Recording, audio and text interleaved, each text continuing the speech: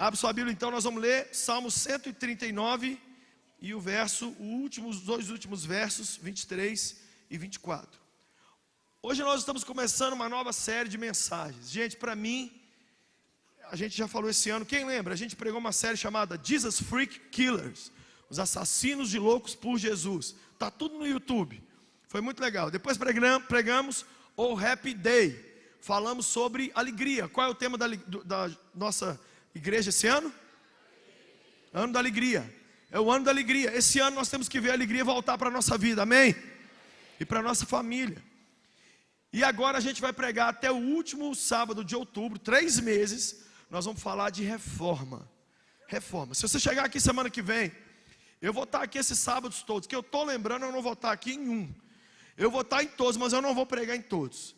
Os pastores vão pregar também, eu vou ficar sentado aqui, eles vão pregar algumas mensagens, eu vou pregar outras. O importante é você estar aqui para você receber. Por quê? Eu acredito que na comemoração de 500 anos da reforma, Deus vai fazer algo extraordinário na nossa vida e no nosso país. Eu me lembro como se fosse hoje, eu no ano de 2000, eu junto com meus amigos falando assim, em 2017, quando completar 500 anos da reforma, eu vou fazer, eu vou isso, vou aquilo. Chegou o ano, é agora. Como que nós vamos honrar os reformadores e essa corrente de loucos por Jesus que vieram até hoje? Nós vamos pregar sobre isso, mas nós vamos viver uma reforma na nossa vida. E não tem um texto melhor que eu me lembre do que as palavras do salmista Davi, quando ele diz: sonda-me, ó Deus, e conhece o meu coração, prova-me, conhece as minhas inquietações, vê se em minha conduta algo te ofende, e dirige-me pelo caminho eterno. A reforma protestante não aconteceu em 1517, ela teve o seu ápice em 1517. Vários reformadores, homens e mulheres, 200 anos antes, começaram a protestar contra a frieza espiritual que dominava a igreja e os enganos teológicos que haviam entrado dentro da igreja. Só para você entender um pouquinho de história do cristianismo, do ano 0, da morte de Jesus, até o ano 313, o cristianismo foi duramente perseguido, até que um rei chamado Constantino, um rei de Roma, teve uma visão. Ele ia para a guerra e ele disse que teve uma visão onde ele viu uma cruz.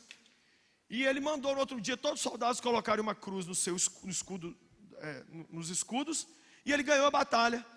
Então ele, daquele momento em diante, oficializou o cristianismo como religião oficial do Império Romano. Daí, os cristãos que eram perseguidos viraram a elite do império. Gente, Satanás de tempos em tempos troca a estratégia dele, de matar crente, de perseguir crente e de acabar com os crentes. De repente ele vem com uma estratégia muito pior, ficar amigo dos crentes. Ai, vocês são lindos. Ô, velho, Lagoinha é top. Que é isso? Pastor Lucinho, brother, meu Deus do céu, loucos por Jesus, eu também sou. Eu não sei o que é pior, morrer por Jesus ou ser elogiado pelos inimigos de Jesus. E aí do ano 313 até o ano de 1500, meu Deus, o mundo viveu um período chamado Idade das Trevas, ou a Idade Medieval, aonde o cristianismo foi decaindo. O cristianismo decaiu tanto, que os verdadeiros cristãos, sabe o que fizeram? Fugiram, foram para os monastérios. O que eram os monastérios? Eram aqueles castelos onde eles ficavam lá o dia inteiro, cultivando a terra, orando, lendo a Bíblia, porque envolvendo a sociedade tinha ficado impossível. Então, poucas vozes se levantaram nesse período, homens e mulheres que carregavam a verdade, mas começou a viver mesmo uma farofada. O cristianismo virou uma coisa a ponto das pessoas começarem, a igreja da época, vender perdão de pecado. Então, é a venda das indulgências. Era possível você comprar o perdão de um pecado que você ainda iria cometer. Chegava e falar assim: irmão, eu estou aqui na igreja, mas se chegar aqui na Lagoinha e falar assim: então, vai ter um show aí do sertanejo aí no Mineirão, eu estou com um plano aí de pegar 2 mulheres, me dá aí perdão para 2 mulheres, e a igreja te vendia perdão para 2 tias. Já vi que alguns até animaram, né? Falaram: pô, que legal. Olha que punk que virou. Havia um homem que ele recolhia dinheiro em todo o império, Texel. Sabe o que ele dizia? Cada moeda que cai no gasofilácio tira uma alma de um parente seu do inferno. Se comprava o perdão e a retirada dos seus parentes do inferno com oferta. Então, o cristianismo apodreceu, a coisa entrou para um nível. E ao mesmo tempo surgiu um menino de família rica, chamado Lutero. O sonho do pai dele era que ele fosse advogado. E ele começou a levar o menino para ser advogado. Ele chegou a começar a cursar direito. Mas um dia, Lutero, ainda jovem, estava andando num campo aberto, com um amigo, andando. Do nada cai um raio, mata o amigo. Lutero caiu desacordado. Quando ele abriu os olhos e viu que o amigo tinha morrido, ele entrou para uma crise. Por que ele morreu e eu não morri? E Lutero começou a pirar. Tem algum propósito na minha vida? Por que eu estou aqui? Virou para o pai e falou, não vou ser advogado. O pai morreu 42 vezes de ódio, porque tinha planejado toda a vida para o filho ser advogado, que era a profissão da época. E ele então falou, vou ser padre. E entrou para um convento e se tornou um padre da ordem agostiniana, que eram os seguidores dos pensamentos de Agostinho. Quem era Agostinho? Um cara que morou no norte da África 1700 anos atrás e que deu um corpo para o cristianismo. Mas a entrada de Lutero para o monastério não resolveu os bizios dele. A cabeça de Lutero estava a 1000 por hora, porque ele começou a ver os defeitos da igreja e começou a ver os defeitos dele. Olha, deixa eu te falar uma coisa. Você pode achar defeito no seu trabalho, você pode achar defeito na sua casa, você pode achar defeito aqui na igreja, você pode achar defeito na política do Brasil, mas por favor, mantenha aquele objeto sagrado na sua casa chamado espelho. O maior problema que a gente tem hoje é quando a gente perde o espelho. As pessoas que mais precisam de reforma são as que veem defeito em tudo e ainda não viram que o principal lugar que precisa de reforma são elas mesmas. O que tem que mudar no Brasil? O brasileiro. Não, porque o Michel Temer, o brasileiro. Não, porque porque na Lagoinha tem coisas que eu não... Irmão, o dia que essa igreja for perfeita, nós não estamos aqui, nós estamos na Nova Jerusalém. Tem que ter defeito aqui, principalmente porque a gente deixou você entrar. Porque eu não concordo com esse louvor, eu não concordo com o dia do trono, eu não concordo com esse LED. Para que esse LED? Você é muito chato. A igreja precisa de reforma. Sabe por que eu estou falando isso? Porque 17 anos atrás, eu mais jovem, com 29 anos, sabe o que eu dizia? Mas meus amigos retardados, não, que em 2017, sabe o que nós vamos fazer para comemorar a reforma? Nós vamos vestir de Lutero, e nós vamos nas igrejas evangélicas de Belo Horizonte, fazendo igual Lutero, afixando na porta as novas teses para reformar. Irmão, conversa com a minha mão. O povo que eu mais tenho preguiça no mundo é os indignadinhos com igreja, é os falsos Lutero, querem reformar sem ter sido reformados, querem mudar uma coisa que eles não mudaram, ficam atrás do Facebook falando de mudanças que eles não estão vivendo. Tem problema? Tem dificuldade? Tem luta? Tem. Gente, ninguém está aqui para pagar nada e ocultar nada, mas a reforma não nasceu dos problemas da igreja católica, apostólica, romana da época. A reforma surgiu da indignação de Lutero com ele mesmo. Fala comigo, quando eu fico indignado com o cara do espelho, tudo pode mudar. Deus quer fazer algo novo na nossa vida, você crê nisso? Olha a honestidade de Davi, gente. 3.000 anos atrás ele já era um Lutero. Sonda-me, ó Deus, e conhece o meu... Deus, vou traduzir para você hoje, se fosse orar com a linguagem de hoje. Deus, faz uma CPI comigo. Deus, manda o Sérgio Moro nos meus caminhos. Vê se há em mim alguma propina do mal. E guia-me pelo caminho eterno. Eu quero uma reforma para mim. Eu quero uma reforma para mim. Quem quer uma reforma aqui? Eu quero uma reforma. Eu descobri que para eu reformar minha casa, basta reformar eu. Para eu reformar minha igreja, basta reformar eu. A reforma macro é resultado da reforma micro. E Lutero, gente, não encontrou paz. Mas ele começou a estudar 2 livros da Bíblia que eu te recomendo ler: Salmos e Romanos. E ele começou a ler Salmo e Romano. Salmos e Romanos. Salmo e Romano, ele entrou para uma reforma pessoal. E a vida dele começou a ser tão transformada, tão transformada. Outro dia eu li a história de uma pessoa que estava vivendo essa angústia. É uma pessoa religiosa em outro país aí, que a pessoa estava tão desesperada por encontrar paz. A pessoa tinha feito todas as campanhas, tinha ido em todas as religiões. Por fim, sabe o que a pessoa fez? Isso eu li que a pessoa escreveu. Ela chegou a beber a urina da madre superior de uma igreja, em busca de paz. Lutero entrou por uma depressão tão profunda, que ele não fazia barba. E Lutero chorava, e Lutero se desesperava, até que ele se deparou com o verso Romanos 1,16. Porque eu não me envergonho do Evangelho de Cristo, pois ele é o poder de Deus para a salvação de todo aquele que crê, primeiro o judeu, depois o grego, porque nele se revela a justiça de Deus de fé em fé, como está escrito, o justo viverá pela fé. Não é pela penitência, não é pela beleza, não é pela carreira religiosa dentro da igreja. O justo vai viver pela fé. Isso mexeu tanto com Lutero.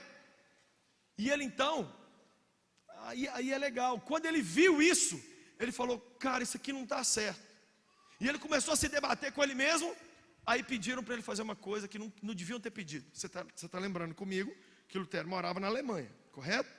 Falaram com Lutero, vá até Roma. Então você vai lá, ele tinha algo que ele tinha que fazer em Roma. Quando ele chegou em Roma e viu o povo comprando perdão de pecado, e ele viu, gente, eu não estou aqui falando mal de uma religião. Os queridos católicos que estão me ouvindo aqui, pega meus vídeos no YouTube. A coisa que eu mais critico é a nossa própria igreja, é os evangélicos. Não estou aqui para criticar católico, quem sou eu para falar? Mas a própria igreja católica hoje admite que na época se fazia coisas absurdas que hoje a própria igreja católica não tem coragem de fazer mais. Então era coisa assim, inexplicáveis. Era coisa inexplicável. Eles estavam construindo a Basílica de São Pedro, e para construir a Basílica de São Pedro, todo mundo tinha que dar tudo, né? Então Lutero, quando chegou em Roma, aí a crise dele aumentou, que ele falou, cara, isso aqui não dá. E ele começou a escrever. Lutero escreveu milhares de hinos. E ele começou a escrever pequenos livros, panfleto, folheto. E aí veio o B.O. A Alemanha começou a acordar junto com Lutero. Eu estou só te contando a história da reforma. Principalmente porque Lutero fez uma coisa terrível, terrível entre aspas. Ele pegou a Bíblia no grego e no hebraico e traduziu para o alemão. Primeira vez na vida que a Bíblia não estava mais... Porque só quem entendia hebraico, grego ou latim podia ler a Bíblia.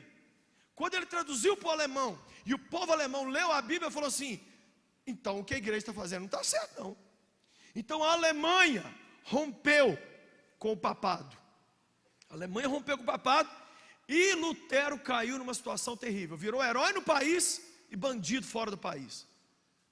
Estou te contando aqui um resumão da história. E aí levaram Lutero para um negócio chamado dieta de Worms. Depois levaram Lutero de novo, aonde ele teve que, diante da igreja, reconhecer se aqueles livros eram dele ou não. E ele responde de uma forma muito linda. Eu queria que passasse o vídeo aí, do pedacinho do filme Lutero. E o que você vai ver agora são as palavras idênticas que Lutero falou no dia que ele compareceu diante de toda a cúpula da igreja. Pode passar aí, por favor. Martim Lutero, você reconhece estes livros? As 95 teses, sermão sobre indulgência e graça, do cativeiro babilônico, da liberdade cristã, apelo à nobreza cristã da nação alemã. Você é o autor?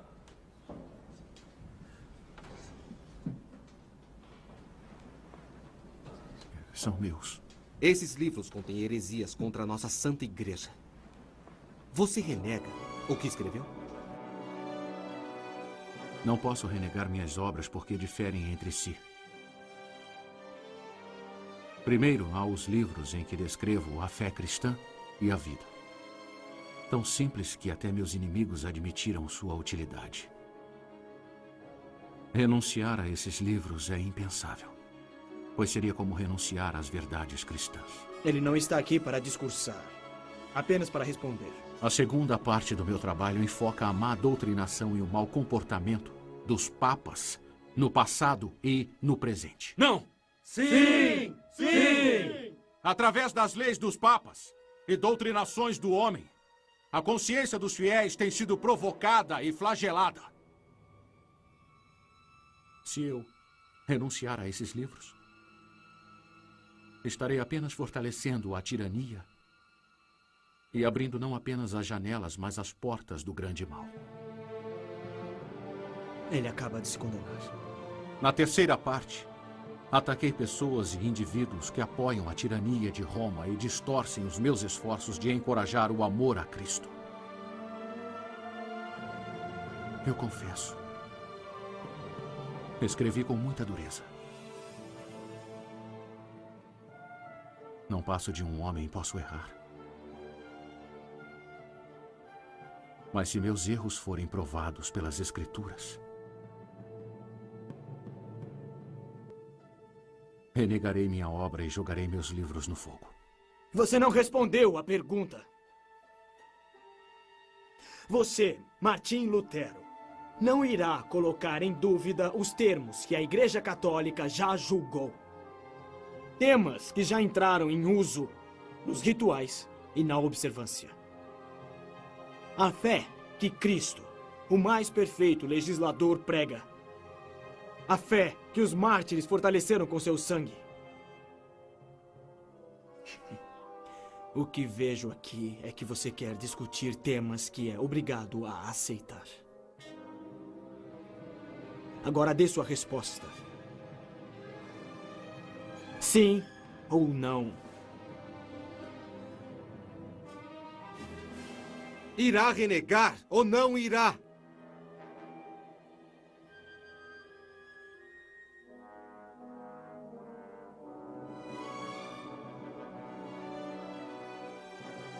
Se Sua Majestade e os outros desejam uma simples resposta, eu respondo. A menos que eu seja convencido pelas Escrituras e pela razão simples, e não por papas e concílios que tantas e tantas vezes se contradisseram, minha consciência permanece cativa à palavra de Deus. Ir contra a própria consciência não é certo e nem é são.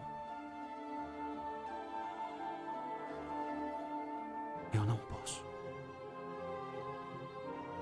E não irei renegar. É minha decisão. Eu não tenho escolha. Deus me ampare.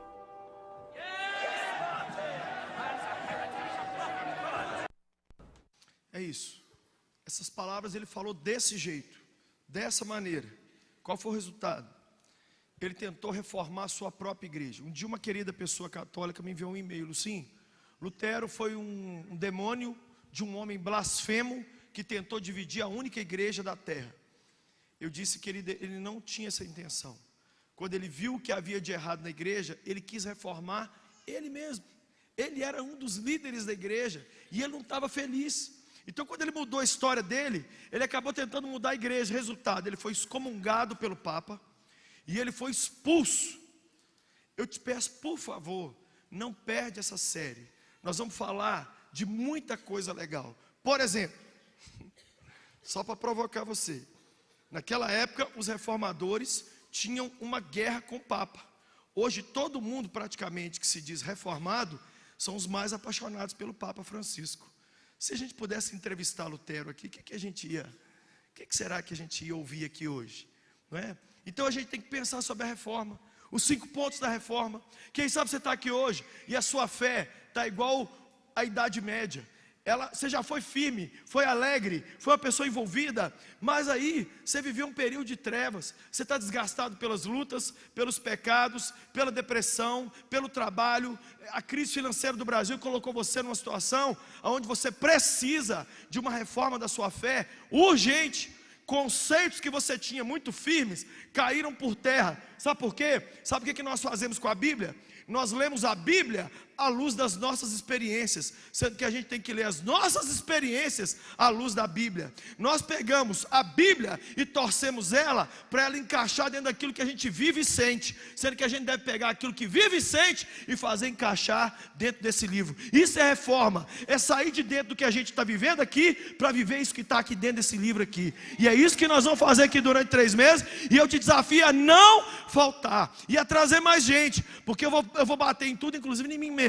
Eu vou falar dos líderes, eu vou falar da mudança que nós precisamos de ter. Lutero viveu uma grande reforma, essa reforma entrou, aí, sabe o que ele fez? Saiu, e o Papa e os padres o excomungaram. Eu estou só terminando a história, nós vamos falar essa história várias vezes aqui esses meses. E ele então, um dia se casou, anos depois. Aí o pessoal, sabe quem falou mal de Lutero? Os próprios reformadores. Você está preparado? Você imaginou? Erasmo, Melanchthon, Zwinglio, Calvino, os outros homens que ajudaram Lutero na reforma, falaram com ele: sabia, ele queria a reforma só para casar. Tipo, Neymar larga o Barcelona, como? Não era todo mundo junto, gente? Messi, Soares, como que pode? Gente, agora pensa nisso, quem pensou nesse negócio da saída do Neymar do Barcelona? Sério, não te incomodou não? Você não ficou incomodado com a saída do Evaristo da Globo, não? Para que sair da maior emissora? Aqui, eu estou te fazendo uma pergunta. Se nego que está bem, está querendo uma reforma e uma mudança, por que nós ferrados não vamos querer uma mudança, meu Deus do céu? O cara está jogando Barça. Não, vou para o PSG. O PSG ficou em 3º lugar no Campeonato Espanhol ano passado. 3º. Perdeu para o Lyon e para o Olympique. Olha para mim aqui, Jesus de Nazaré. Quem vai largar Lionel Messi? Eu fiquei pensando diante da televisão, eu falei: meu Deus, o menino é corajoso. Se não der nada para o Neymar, a coragem dele nós temos que respeitar. Sabe que é o meu problema e o seu? A gente precisa mudar de vida, nossa fé não está legal. A gente lembra de um dia que a gente foi mais crente, estamos desgastados e cansados, estamos decepcionados com um monte de coisa, com a gente mesmo, com um monte de coisa. Mas quando fala assim, vamos reformar, nada, só compra aí uma televisão maior, vamos assistir uns Netflix aqui.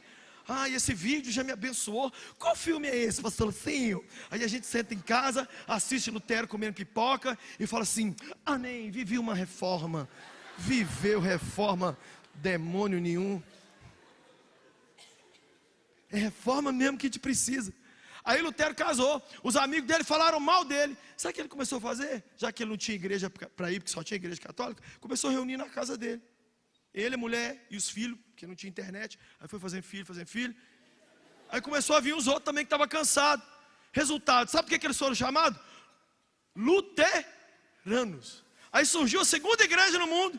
Só tinha católica, apostólica romana. Agora virou os luteranos, que é os caras que seguem Lutero. Aí depois, o povo não gostou muito de Lutero.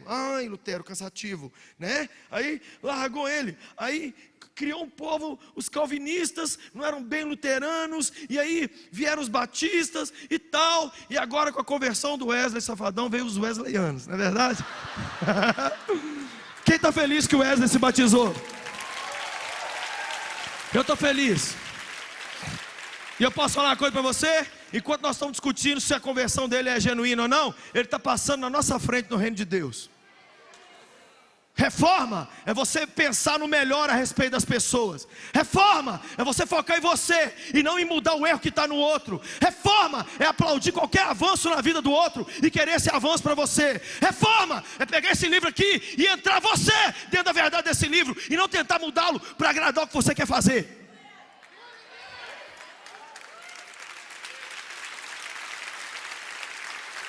Eu sempre chamei o Wesley de pastor. Em todo sermão meu, para pegar no YouTube. E sempre chamei a Anitta de pastora, vai converter também. E vai converter o Lucas Luco, o Whindersson Nunes e o Danilo Gentili, vai tudo converter. E eu vou falar uma outra coisa: se esse povo chegar aqui na igreja e você for tirar foto com ele, eu vou meter a mão na sua cara. Porque aqui dentro é servo de Jesus, é tudo normal. Sabe por que muitas vezes eles ainda não converteram? Que chega aqui e a gente fica assim: ai Lucas Luco. Um jovem aqui da igreja Encontrou o Lucas na academia, foi lá e levou uma Bíblia para ele, aqui em BH. O Lucas estava aqui esses dias, levou uma Bíblia para ele, falou assim, queria te dar uma Bíblia. Falou assim, eu posso orar por você? Pode. Aí orou por ele, e aí o Lucas colocou lá, na foto lá, dele lendo a Bíblia. Deus está usando, Deus está fazendo algo diferente. Deixa eu te falar uma coisa, no meio dessas trevas, e dessa crise, e desse abatimento que parece que está acontecendo, deixa eu te falar uma coisa, engana-se quem pensa que o Espírito de Deus não está para fazer algo muito novo nesse país. Você abre o seu olho, não fica vivendo a sua dorzinha pessoal, particularzinha aqui, ó. Ai, eu aqui com meu problema. Abre os olhos para o macro. Ano que vem é ano de eleição. Jesus está com a vassoura de fogo varrendo o Brasil. Uma reforma está sendo feita nesse país, mas ela tem que passar pela minha vida. Eu tenho que ser reformado, você tem que ser reformado. O seu namoro tem que mudar, tem que ter uma reforma nesse namoro. Vocês estão beijando muito agarrado, uma hora vocês não vão aguentar. Tem que ter uma reforma na sua forma de usar a internet, o dia inteiro na internet. Tem que ter uma reforma nos cultos. Nós pastores, não pensa que nós estamos aqui pregando para você, não. Essa semana nós sentamos e discutimos muito sobre os nossos cultos. Como é que estão os nossos cultos? Esse culto aqui é um culto de jovem. Isso aqui abençoa alguém? Hein? Nada mais importa ou importa? Não manifesta alguma coisa ou não manifesta nem demônio? Quem está entendendo o que eu estou falando aqui? O foco não é nada fora de nós, o foco é a gente. Quanto mais derrubada a gente está, mais a gente fala assim, o problema é meu cônjuge, o problema é meu pastor, o problema é o presidente. Ai, compra um espelho, por gentileza.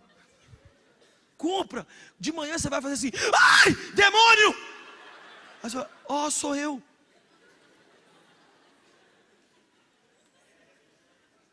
Se você não quiser uma reforma, Deus vai provocar uma reforma assim mesmo. A reforma pode vir de forma ruim ou de forma boa. Reforma às vezes é ir para frente, reforma às vezes é ir para trás.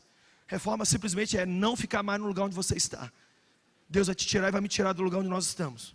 Para avançar a gente, para a gente ser alguém que a gente tem que ser, ou para fazer a gente voltar a ser alguém mais simples e criança, como a gente um dia foi. Deus está querendo fazer uma reforma na nossa vida. Às vezes Ele vai usar um pastor, às vezes não vai. Semana eu estou dentro do avião, cheguei do Japão agora, gente, estou todo doido da cabeça de horário. Entrei no avião morto, eu encostei a cabeça assim, para dormir no coisa. Aí tinha uma jovem de 19 anos do meu lado, o Espírito Santo falou assim comigo, pergunta para ela o que aconteceu com o pai dela. Eu falei assim, Jesus, não perguntar nada não, para ninguém não. Sono demais, a menina vai achar que eu sou tarado, fica conversando. Esses homens mais velhos que ficam conversando com a gente, cheio de H. Eu peguei, aí o Senhor falou assim comigo, você não fala para mim que você é louco por mim? Eu virei para a jovem e falei, jovem, dá licença, eu sou pastor. Sabe quando você fala olhando para o alto assim? Eu sou pastor, e o Senhor Jesus está mandando eu te perguntar, o que aconteceu com seu pai? Gente, foi a mesma coisa de apertar um botão na menina assim, ó, a lágrima desceu na hora.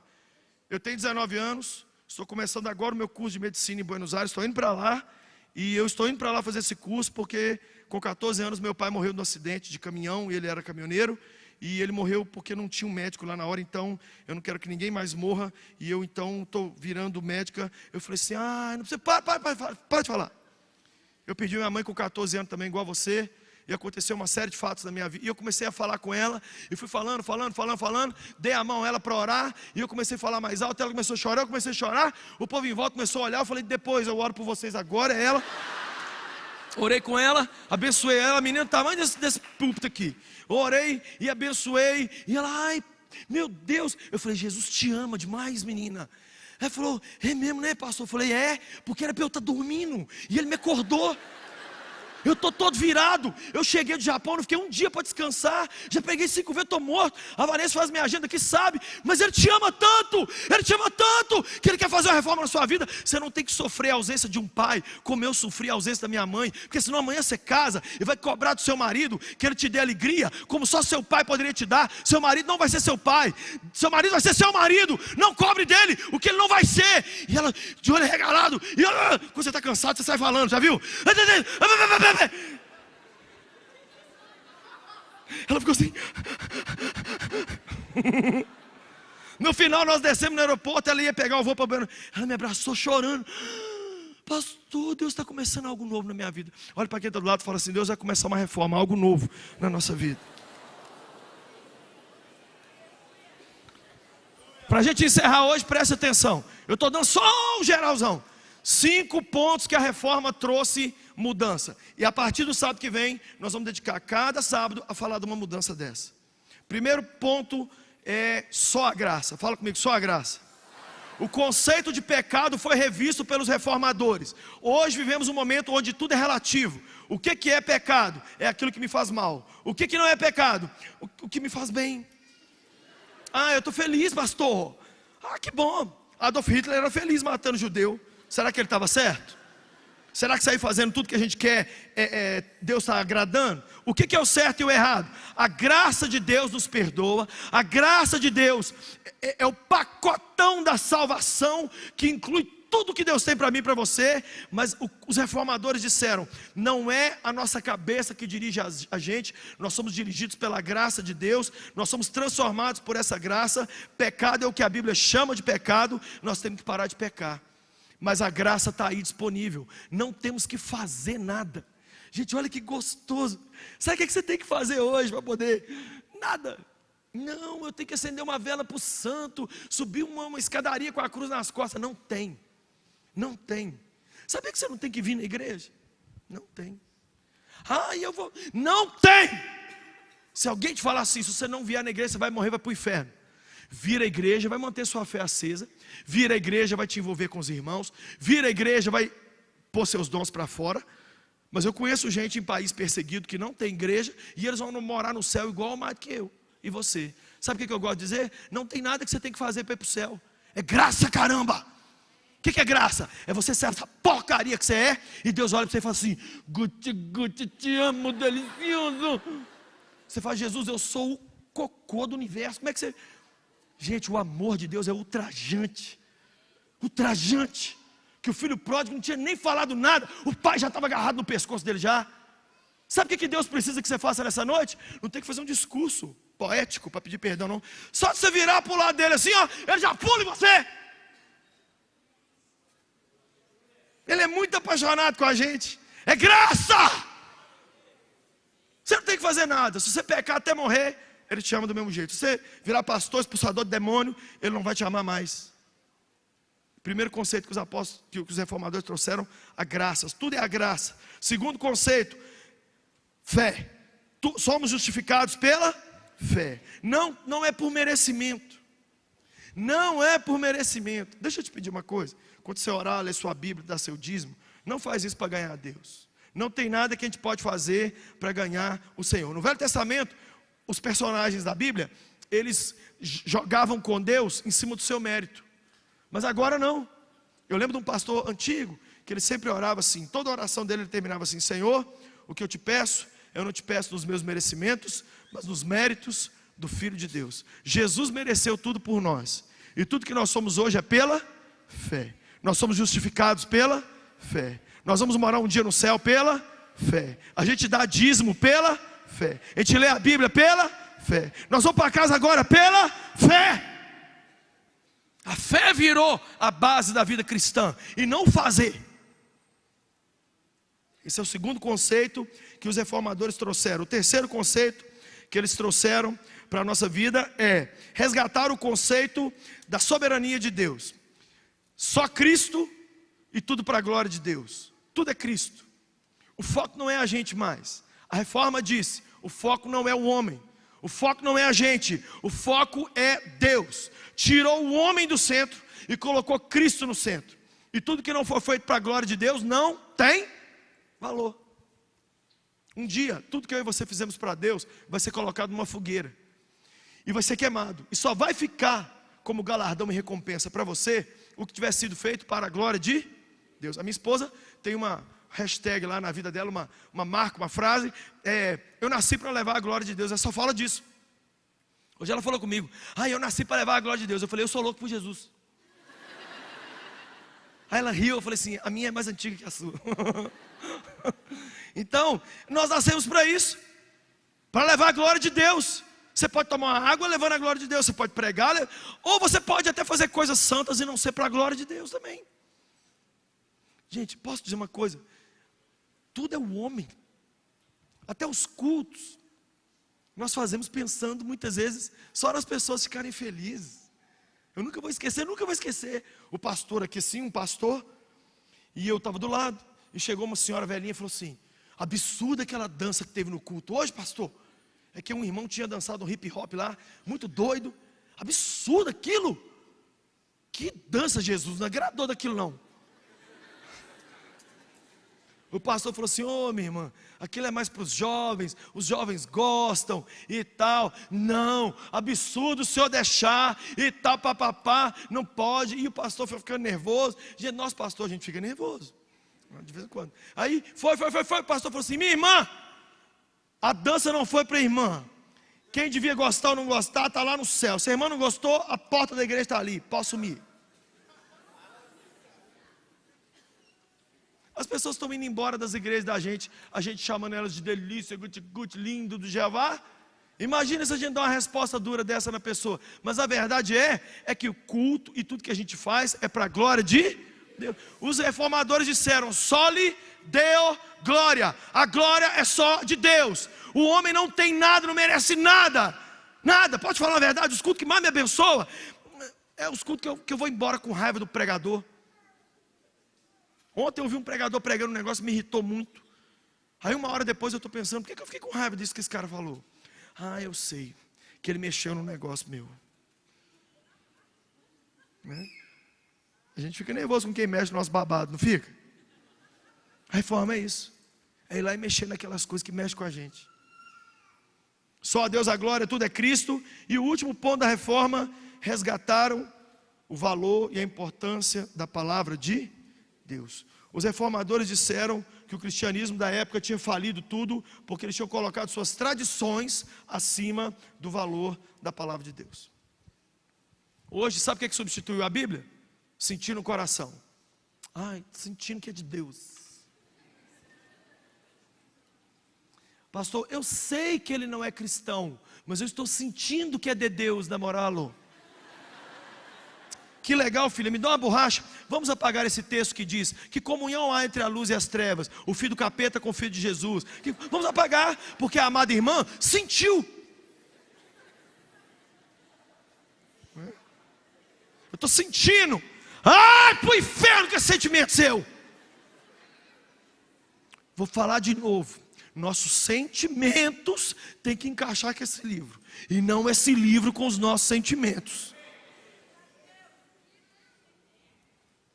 Os reformadores falaram: não, o centro de tudo é a Bíblia. Satanás vai fazer de tudo para substituir a Bíblia na nossa vida. Frase de efeito. Vou falar um negócio que ninguém fica triste comigo.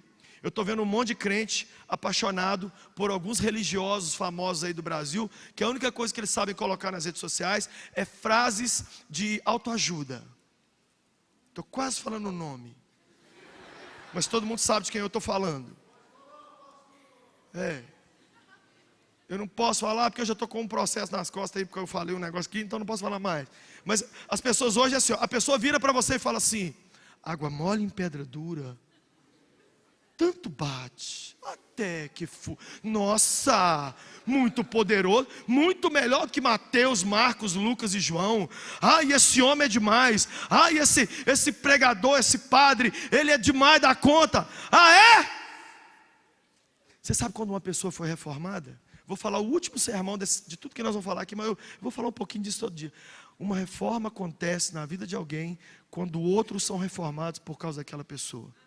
Sabe quando você sabe que alguém é de Deus ou não? É quando você traz um casamento desfalecido diante da pessoa e aquela pessoa tem algo para poder mudar aquele casamento falido. Chega de frasezinha de Instagram, frase bonita que você fala: uau, mudou nada na minha vida, mas vamos embora. Chega de gente impressionada com vento, com nada. Que vai mudar é você. Esse livro que está ali, ó, é a mensagem desse livro. Lucinho tem porcaria nenhuma para te dar. Não temos nada. Mas esse livro é vida. A mensagem dele transforma, cura, salva. Você quer saber se alguém tem vida? Põe alguém do lado dele ali, usuário de droga. Põe alguém que quer se matar. Vamos ver se as frases bonitas vão curar o coração daquela pessoa. Tem um monte de religioso aí no mundo aí, com um monte de frase bonita. Tem alguma coisa legal nele, produzindo vida na vida do outro? Ai, gente, nós precisamos de uma reforma depressa, correndo, eu preciso. Nós todos precisamos de uma reforma. Nós vamos orar. Eu hoje só dei um overview, só falei por cima, para você entender um pouquinho sobre a reforma. A partir da semana que vem, aí nós vamos falar especificamente só a graça, só a Escritura, só a fé, só Cristo, só a glória de Deus. Depois nós vamos pregar uma mensagem chamada A Falsa Reforma. Depois nós vamos pregar uma outra mensagem chamada Os Inimigos da Reforma. Depois nós vamos pregar outra mensagem chamada Em que áreas eu mais preciso de reforma. Depois do penúltimo dia, sabe o que nós vamos fazer? Vamos sentar os pastores todos aqui e nós vamos fazer um debate sobre reforma. Nós vamos jogar a Bíblia em você. Nós vamos chamar os meninos do Estado Islâmico para ajudar a gente a fazer uma reforma, né? Que quando a gente vê assim, a gente fica um pouco, a gente, né, dá uma animada na gente mudar quando a gente vê eles. E por último, nós vamos perguntar, nós vamos pregar: cadê os novos Luteros? Esse é o último sermão que nós vamos pegar. Cadê Lutero de hoje? Se Deus quer fazer uma reforma, precisa de Lutero. Cadê os Lutero? Deus vai levantar Lutero. Tem algum aqui hoje? Vamos orar. Olha para mim, você que está aqui hoje. Precisamos de Cristo. Um dos pontos mais fortes dos reformadores é: tudo é Cristo. Tem uma camisa que eu fiz alguns anos atrás, assim, ó: It's not about you, it's all about Jesus. Não tem nada a ver com você, tem tudo a ver com Jesus. Você quer morrer? Foque em você, nos seus problemas, nas suas falhas. Você quer viver? Pensa em Cristo. Olha para Cristo. Nele, nós temos tudo o que precisamos. Eu vou dizer de novo: nele temos tudo o que precisamos. Ele é a boa notícia que supera todas as nossas más notícias. Ele tem um sorriso para mim e para você hoje. Ele não tem um sermão, uma briga. Ele só está estendendo a mão e falando: filho, vem comigo. Vamos viver uma reforma, filha. Vamos lá. Eu quero transformar você na melhor versão de você mesmo. De olhos abertos, então, vamos aceitar esse convite? Diga comigo: Senhor Jesus, perdoa os nossos pecados. Eu preciso hoje de uma mudança. Dá-me o teu Espírito. Salva-me agora. Pois a partir de hoje eu vou viver os sonhos de Deus. Eu não sou mais dono de mim mesmo. Eu pertenço a Ti. Faz comigo, faz de mim o que você quiser. Em Teu nome eu oro. Diga comigo: Pai querido, me perdoa, porque eu estava contigo, mas eu me esfriei e eu me perdi. Mas eu estou voltando hoje. Me recebe de volta. Eis-me aqui, de volta aos teus braços. Em teu nome eu oro. Amém.